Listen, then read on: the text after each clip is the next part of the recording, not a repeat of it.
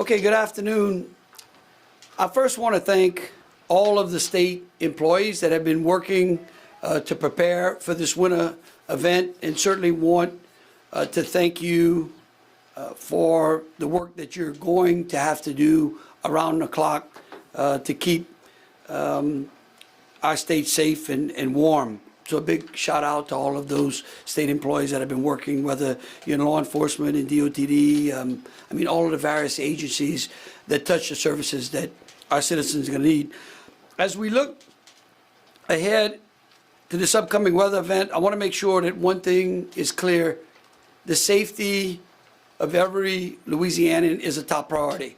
This can be a very, very dangerous event. We're going to bring Jay up here in just a minute.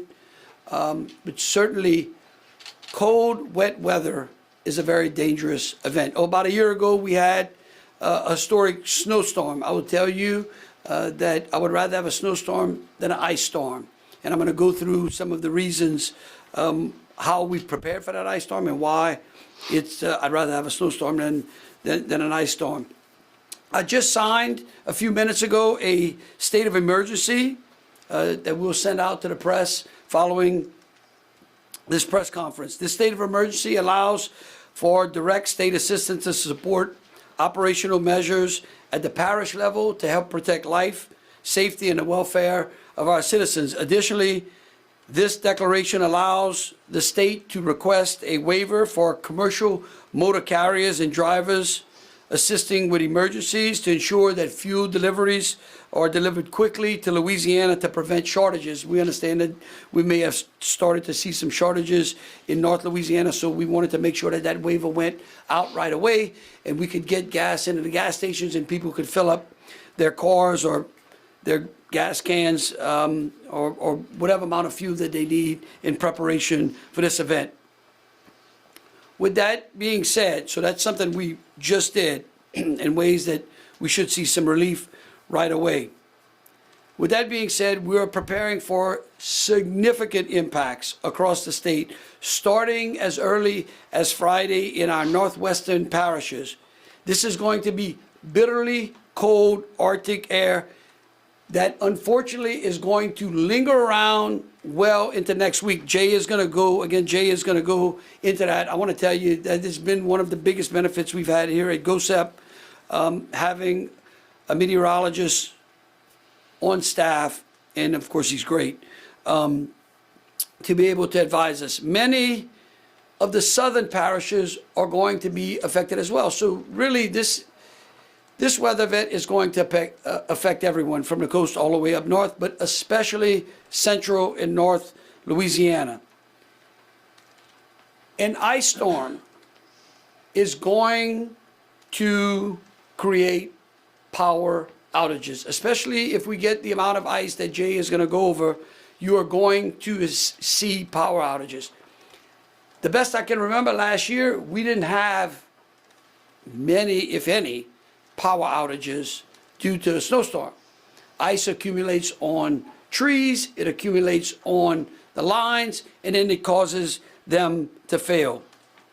The good news is the Public Service Commission has already ensured that our utilities have placed crews in place that will work around the clock based upon the weather at that time, and coordinate closely with our other agencies to restore the services to those utilities as quickly as possible. But again, if you live in the very rural parts of the state and your electricity goes out and it's because of downed trees and power lines, it could be a while before you get power restored. So I urge everyone listening and watching to begin to plan ahead. You want to check on your neighbors, especially if you have elderly neighbors who may need help in preparing as well. Our State Emergency Operations Center is now fully activated. General Mahfouz has been preparing for a couple of days now with his staff. GOSEP is coordinating with local officials. They've been having round-the-clock meetings, making sure that our contingency plans are in place and making sure that the supplies that we need are available. Right now, GOSIP has 30 employees activated, 24/7. DOTD has salt in hand, more than 10 million pounds. Brine on hand, approximately 200,000 gallons. We've got 51 road graders, 75 brine sprayers, 472 salt spreaders, and 10 brine makers, so we can make brine around the clock. Colonel Hodges and his staff have prepared 72 troopers that are on standby to supplement shifts in North Louisiana. The Louisiana National Guard has 118 generators available, 24 water haul assets, of course, 302 high water vehicles, because again, when you start getting in ice and there may be some snow, and certainly over debris, those high water vehicles can come in handy. We've got over 140,000 meals ready to eat and over 600,000 bottles of water. DCSF, the Child Protection Hotline, will remain fully operational. That's one of the great things that we were able to do through our DOGE effort. We've really added some additional staff to DCSF. The leadership and essential staff for DCSF will be in place 24/7. The state fire marshal, who you hear from Brian in just a minute, we have distributed over 27,000 smoke alarms across the state. That is really important. He'll go through some safety measures that you should adhere to as well. LDH, our Secretary Bruce Greenstein, is here as well. 8 warming centers are currently open. 29 warming centers are pending opening. And as I said earlier, the Public Service Commissioner has made sure we've got 5,000 vegetation and linemen that will be standing by, ready to go. We've also, I want to thank President Trump and certainly Secretary Kristi Noem and FEMA's Region 6. They have already helped us pre-position some FEMA assets, which would include 30 additional generators, 400,000 liters of water, and 250,000 additional meals ready to eat. Remember the 4 P's: people, pets, plants, and pipes. It's real easy. 4 P's: people, pets, plants, and pipes. Check on your neighbors. Protect your property. Make sure that you have good necessities like food, adequate water, medication, and heat. Understand that you may go sometime, especially up in North Louisiana, without electricity. When the fire marshal comes up, make sure you adhere to the things that he's going to lay out, because again, we don't want this event to turn into a disaster for anyone.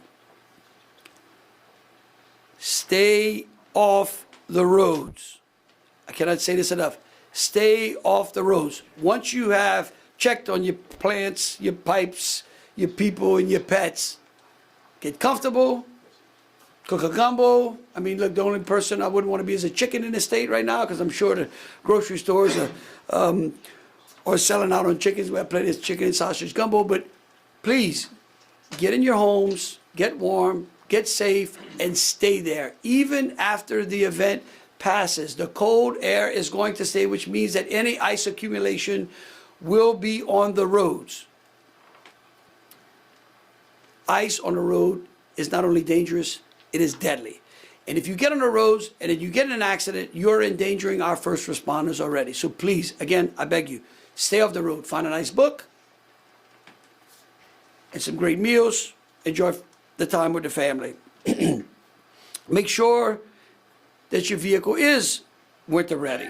Make sure there's plenty of glycol in your radiators, and that you can start it when the event is over.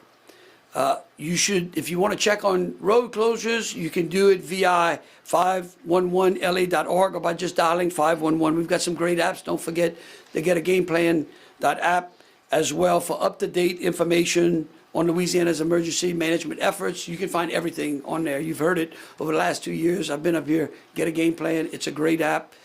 It will give you good information on the updates you would need to keep yourself safe. We all know that Louisianans are resilient. We all know that we've been through this before. But again, an ice event is a very, very serious and different event than what we saw last year. again, I would urge you, once the event starts, do not go outside, do not get on the road. After the event passes, the days of cold air will continue to keep that ice on the road. So again, make sure you stay tuned with your local news outlets on the radio or the Get a Game Plan app to find out when those roads become safe again. I beg you, please take this serious. We want you to stay informed. We want you to stay prepared. And again, I can't say it enough. We want you, what do we want them to do, Piper? We want them to stay off the roads, right? Yes, sir. That's right. Okay.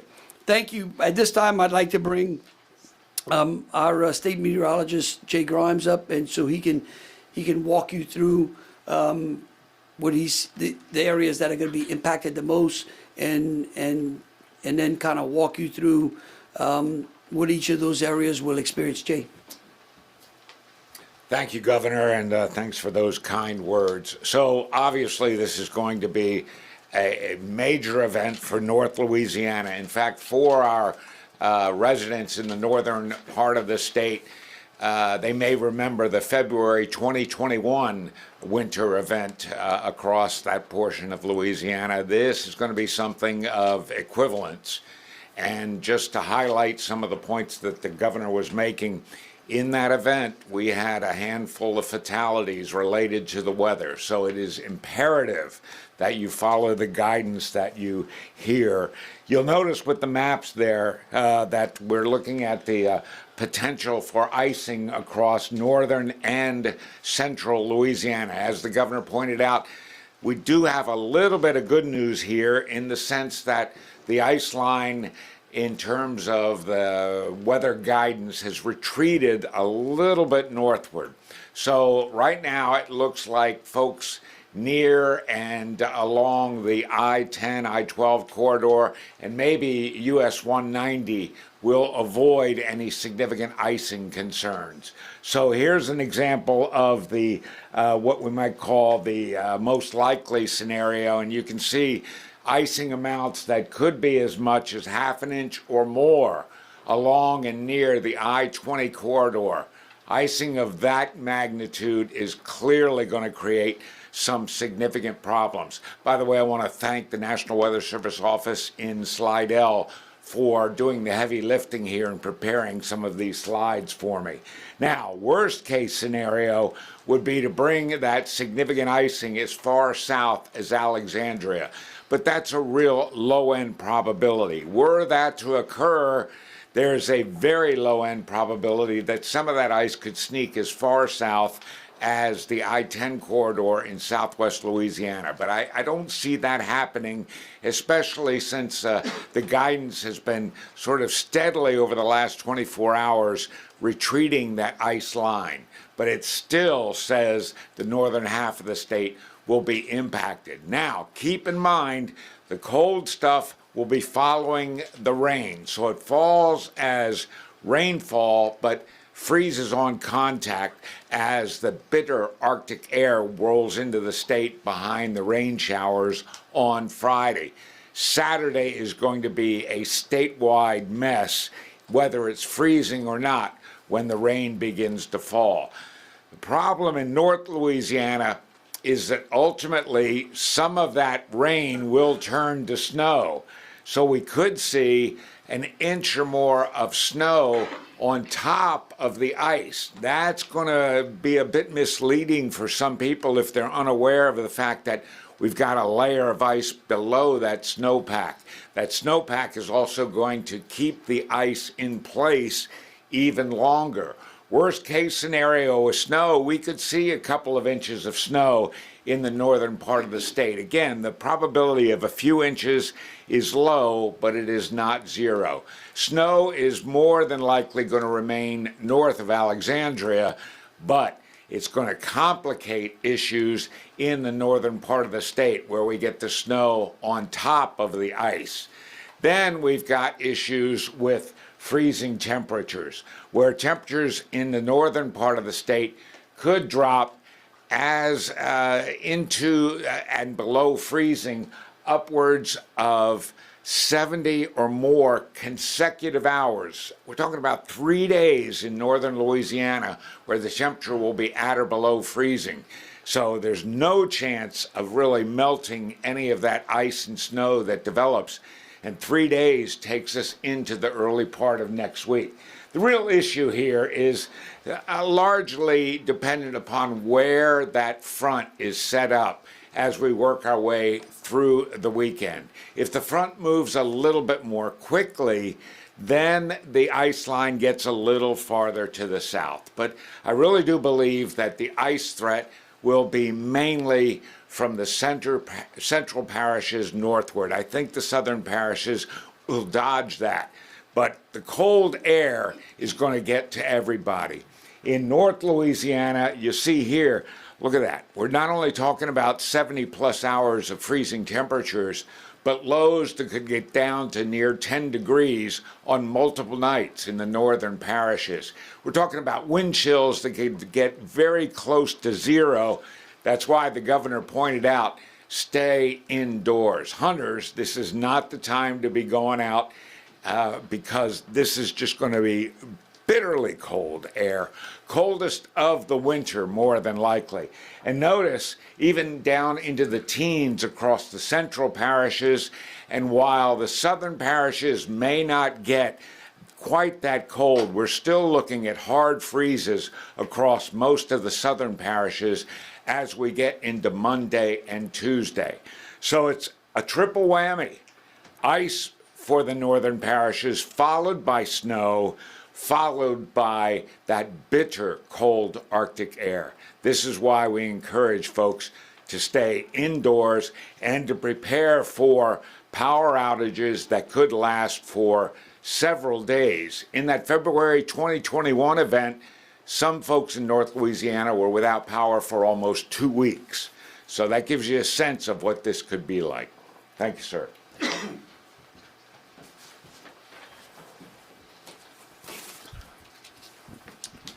Thank you, Jay.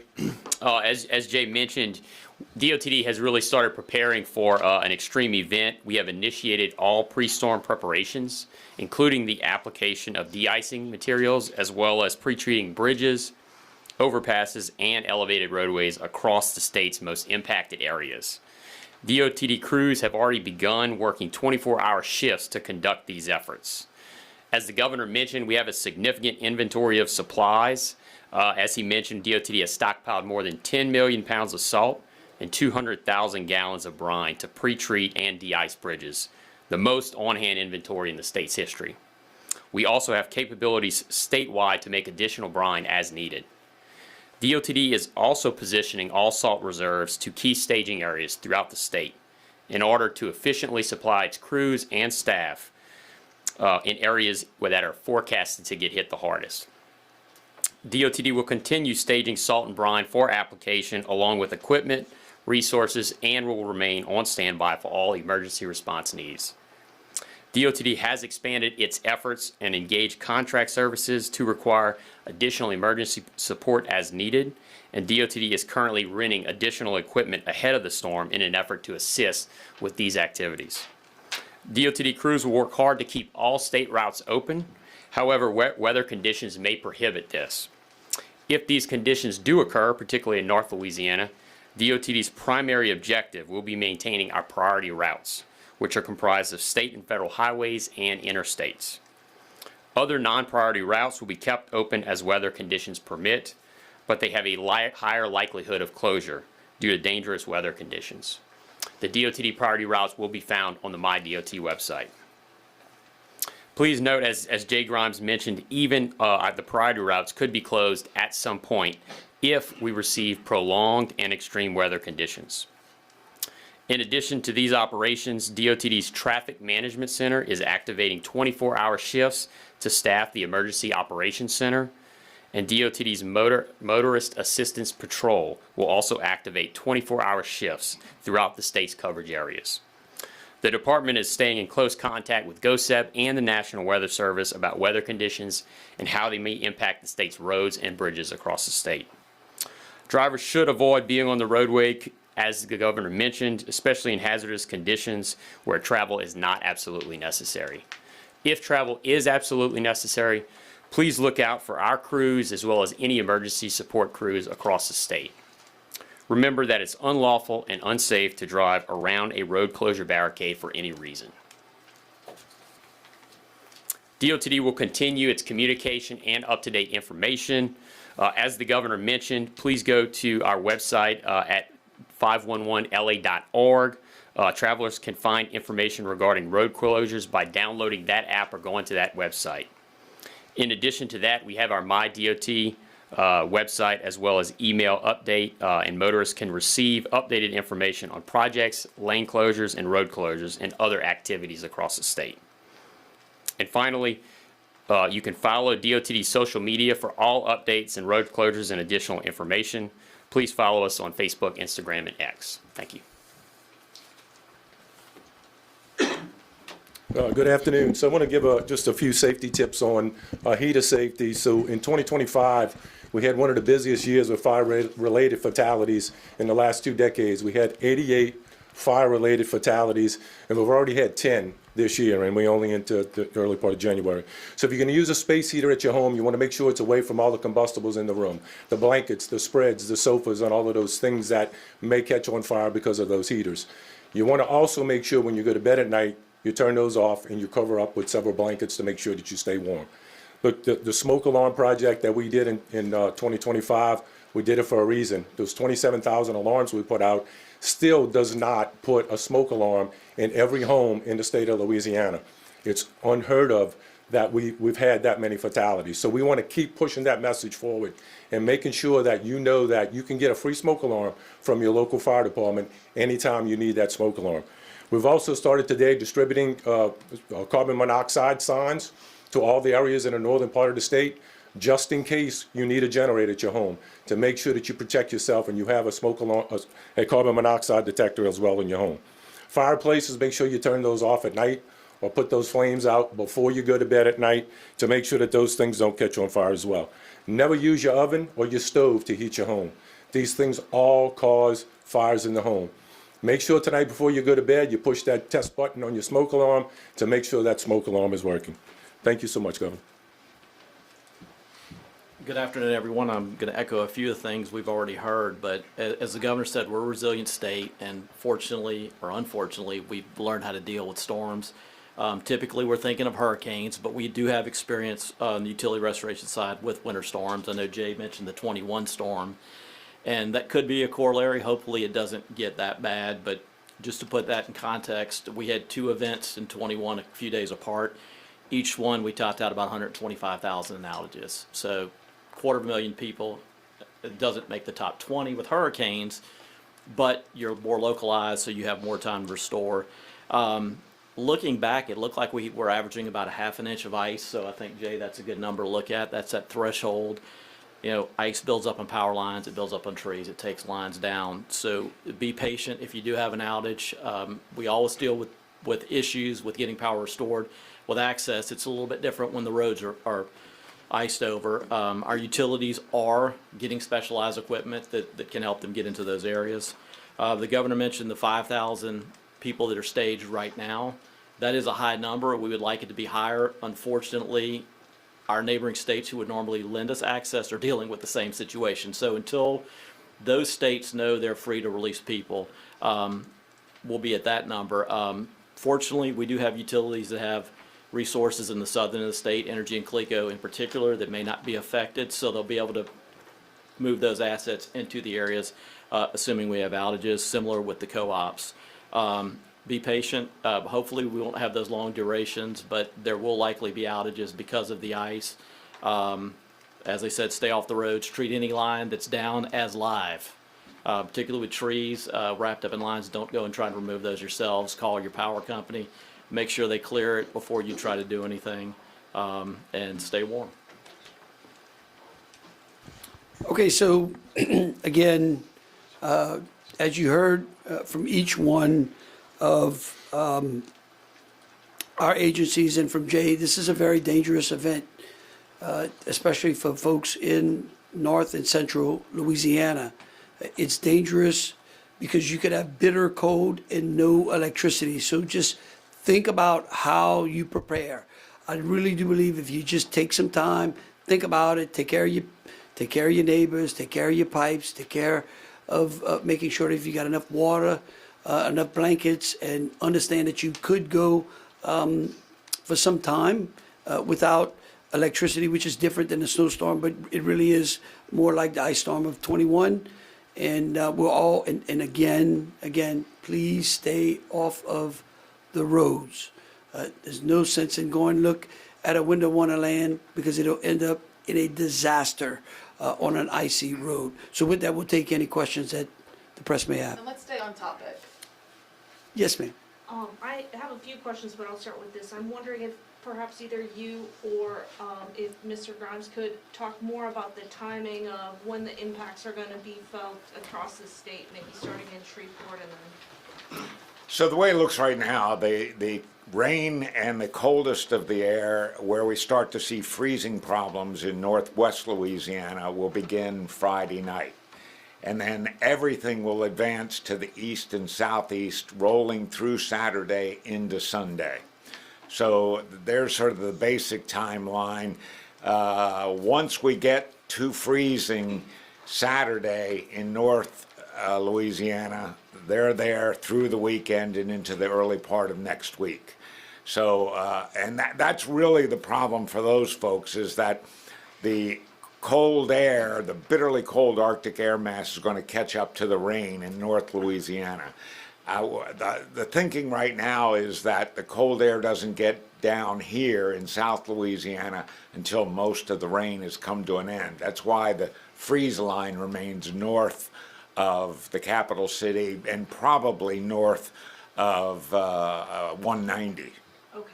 And when does the cold air start to reach the furthest north and further the northwestern part of the state?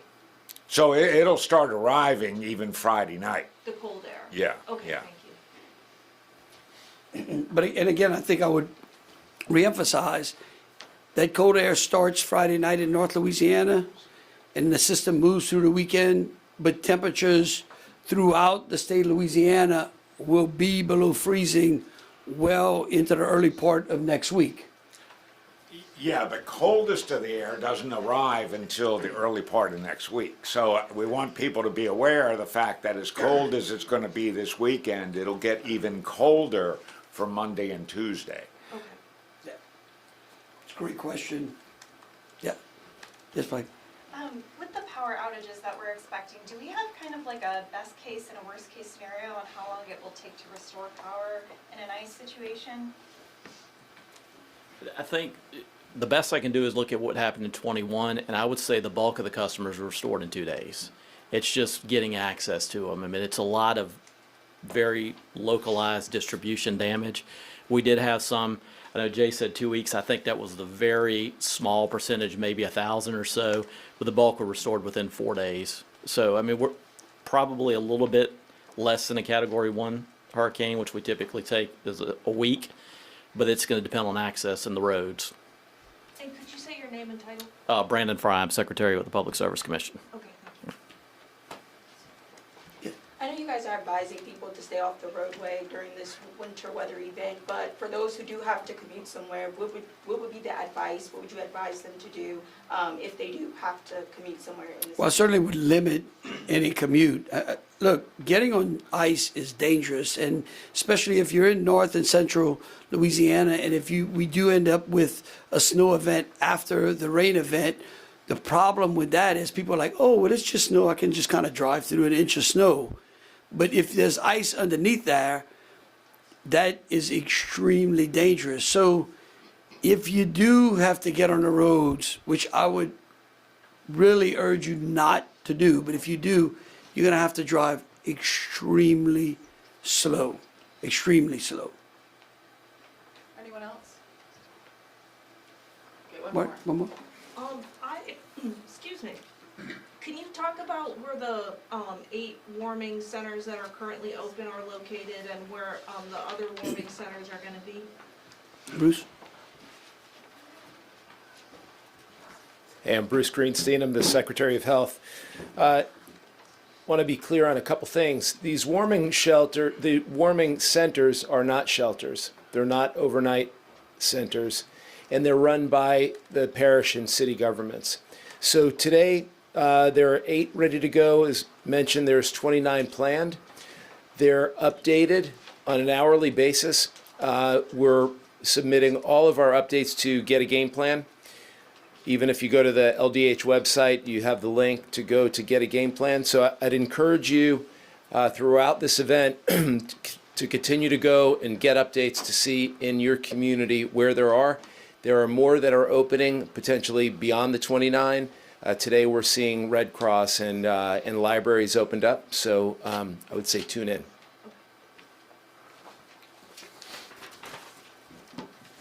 Okay, again, we want everyone to have a very safe and warm weekend in your home, not traveling on the roadways. Please stay tuned for updates with your local news and weather centers. Make sure, again, I would urge you to download the Get a Game Plan app where you can get all of that information, including the 511 road information as well. We'll be pushing out information as the event unfolds, and we want everyone to stay safe. Thank you.